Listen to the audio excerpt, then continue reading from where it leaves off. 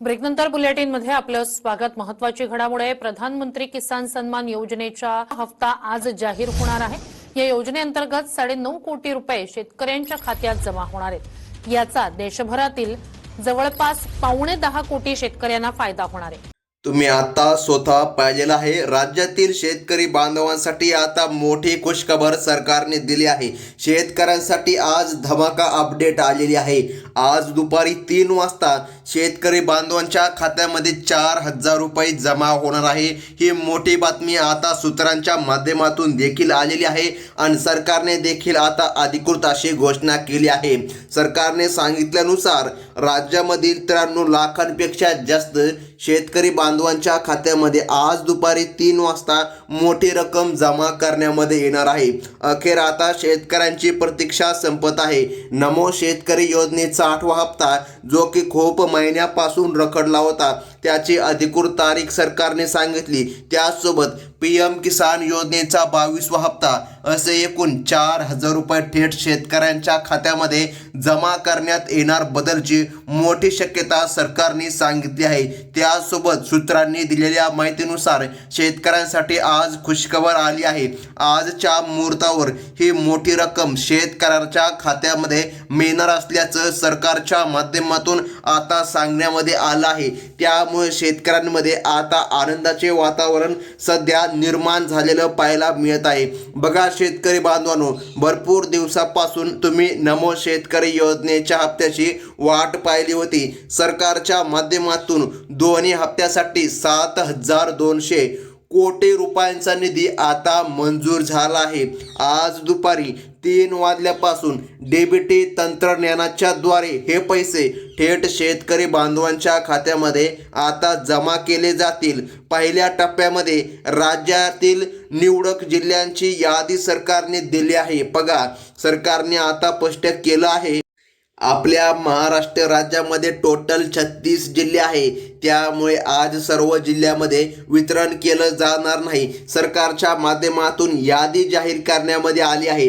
पहिल्या टप्प्यामधील राज्यातील निवडक जिल्ह्यांची यादी आज आली असून त्यातील शेतकऱ्याला आज लाभ मिळणार आहे। नमो शेतकरी आणि PM किसान योजनेचे प्रत्येक एका योजनेचे 2,000 रुपये असे एकत्रित 4,000 रुपये शेतकऱ्यांच्या खात्यामध्ये जमा करण्यामध्ये आज येत आहे।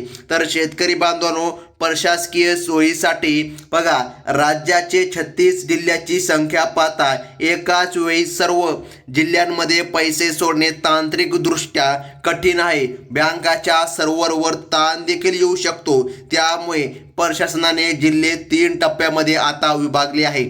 आज दुपारी बघा 3 ते संध्याकाळी 6 वाजेपर्यंत पहिला टप्पा आणि त्यानंतर रात्री 12 वाजेपर्यंत दुसरा टप्पा जमा होणार आहे।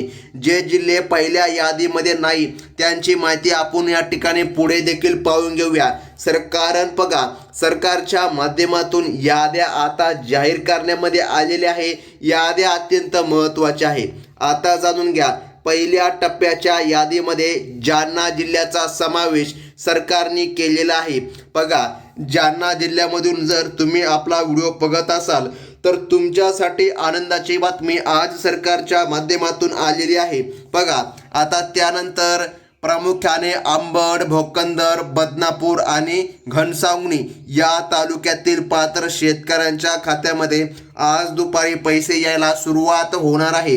जर तुम्ही या भागामधील शेतकरी असाल तर आज दुपारी 3 वाजल्याच्या नंतर तुमच्या मोबाईलचा मेसेज येण्यामध्ये सुरुवात होणार। खटाखट मेसेज येणार की तुमच्या खात्यामध्ये 2,000 + 2,000 असे टोटल 4,000 रुपये जमा झाले आहेत। तर अत्यंत महत्त्वाचं म्हणजे की शेतकरी बांधवांनो बघा नमोचा हप्ता एवढ्या दिवसापासून का आला नाही असा प्रश्न शेतकऱ्यांच्या मनामध्ये वारंवार येत होता। आता सरकारने त्याचं कारण देखील सांगितलं आहे। बघा सर्वांना माहीत आहे माग या ठिकाणी नगर परिषद निवडणुका सुरू होत्या। या निवडणुकांमुळे नमोच्या हप्त्याकडे सरकारचं लक्ष गेलं नाही कारण सरकार त्यांच्याच कामामध्ये बिझी आणि व्यस्त होतं। आता सरकारने सांगितलं आहे कसल्याही प्रकारे तांत्रिक अडचणी जरी आल्या तर तात्काळ सॉल्व्ह करण्यामध्ये येणार आहे आणि शेतकऱ्यांच्या खात्यामध्ये आज कसल्याही परिस्थितीमध्ये निधी जमा होणार।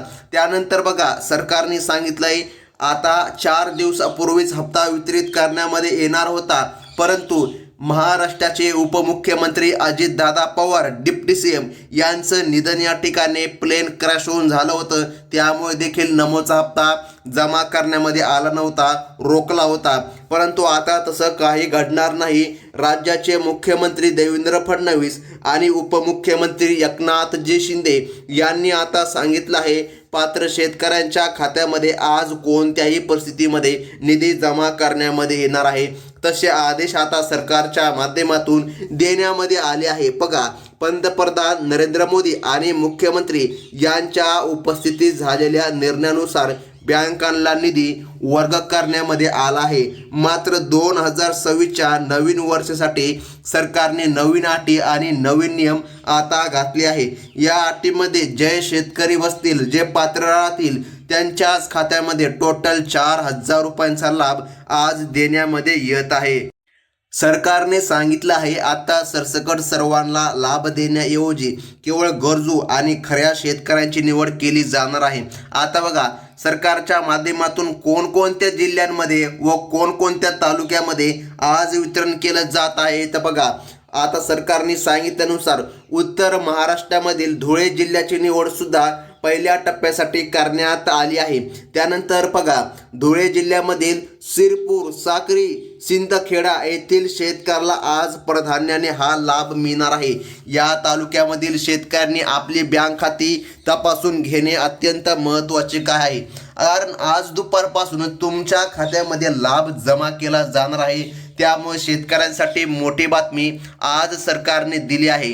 आता बघा, पहिला महत्त्वाचा नियम एक सरकारने घातला आहे, ते तुम्हाला जाणून घेणं अत्यंत महत्त्वाचं आहे. आता बघा, पहिला नियम आहे जमिनीची मर्यादा. बघा, सरकारने सांगितलं आहे, ज्या शेतकऱ्यांची जमीन धारणा 10 एकरच्या वरती असेल अशा शेतकऱ्याला या योजनेमधून अपात्र देखील केले जाऊ शकते. कारण की सरकारने सांगितलं आहे, ही योजना गोरगरीब शेतकऱ्यांसाठी सरकारने सुरू केलेली आहे. त्यामुळे बघा, जर तुमची जमीन 10 एकरपेक्षा जास्त असेल, वरती असेल, तर तुम्ही एक काम करू शकता, तुमचं जे काय जमीन आहे ते दुसऱ्या कोणाच्या तरी नावावर करा, म्हणजे की तुमच्या घरच्याच व्यक्तीच्या, म्हणजे की तुम्हाला दोन्ही योजनेचा लाभ या ठिकाणी सुरू राहणार. परंतु बघा, सरकारने आतापर्यंत ठोस ॲक्शन घेतलेलं नाही. आता सुद्धा या ठिकाणी 15 एकर जमिनी ज्या शेतकऱ्यांच्या आहे त्यांना देखील लाभ सुरू आहे. परंतु भविष्यामध्ये सरकार हे नियम अटी लागू करणार आहे. बघा, सरकारने आता कडक कारवाई करण्याबद्दल सुरुवात केली आहे. बघा, आता सरकारच्या माध्यमातून ज्या शेतकऱ्यांची जमीन 10 एकरपेक्षा कमी आहे, 4 acre, 2 acre, 3 acre, 8 acre, 9 acre, 10 acre अशा सर्व शेतकऱ्यांच्या खात्यामध्ये आज लाभ मिळणार आहे. आता बघा शेतकरी बांधवांनो, याच पहिल्या टप्प्यामध्ये नंदुरबार जिल्ह्याचा सुद्धा महत्त्वाचा समावेश झालेला आहे. बघा, नंदुरबारमधील नवापूर, शहादा, तळोदा आणि अक्कलकुवा या भागामधील शेतकरी बांधवांच्या खात्यामध्ये आता टोटल अशी रक्कम 4,000 रुपये जमा करण्यामध्ये येणार आहे. या भागातील 155 तालुक्यांची जी एकूण यादी आज आली आहे, बघा त्यामध्ये तुमचे नाव आहे की नाही हे पाहणं खूप गरजेचं आहे. दुसरा एक नियम सरकारने लावला आहे, बघा इतर योजनांशी संबंधित तुमच्या घरामध्ये जर कोणती व्यक्ती लाडकी बहीण योजनेचा लाभ घेणारी असेल तर सरकारने सांगितलं आहे अशा व्यक्ती जे का आहे अशांना या ठिकाणी सरकारच्या माध्यमातून नावे देखील कापली जाणार. जर तुम्ही नमोचा देखील लाभ घेत असताल, PM चा देखील लाभ घेत असताल, लाडकी बहीण योजनेचा देखील लाभ घेत असताल तर सरकारने सांगितलं आहे राज्य सरकारच्या माध्यमातून एकतर तुम्हाला नमोचा हप्ता मिळणार किंवा नाहीतर लाडकी बहीण योजनेचा, ते तुम्हाला ठरवायचं आहे तुम्हाला कोणता लाभ पाहिजे आहे. बघा सरकारच्या माध्यमातून सांगण्यामध्ये आलं आहे अशा देखील व्यक्तींना, म्हणजे बघा लाडकी बहीण योजनेचा लाभ फक्त महिलाच घेतात, त्यामुळे महिलांना अडचण आहे. आता बघा सरकारच्या माध्यमातून नवनवीन अटी व नियम सध्या घालण्यामध्ये आलेले आहे. बघा आता या ठिकाणी पुढील जिल्हा पाहणं अत्यंत गरजेचं आहे. आता मराठवाड्यामधील बघा पश्चिम महाराष्ट्रातील काही जिल्ह्यांकडे वळूया. यामध्ये नांदेड, नाशिक, परभणी आणि पुणे जिल्ह्यांची निवड सरकारच्या माध्यमातून झालेली आहे. पुणे सुद्धा जिल्ह्याचा समावेश आज सरकारने केला आहे। त्यामुळे आता शेतकऱ्याला निधी मिळणार आहे। या जिल्ह्यातील पात्र लाभार्थ्यांना आज दुपारी 3 वाजल्याच्या नंतर तुमच्या मोबाईलवर देखील मेसेज येणार। आता बघा, तुम्हाला जर यादी पाहायची असेल तर तुम्ही या ठिकाणी अधिकृत पोर्टलवर जाऊन सुद्धा यादी तपासू शकता।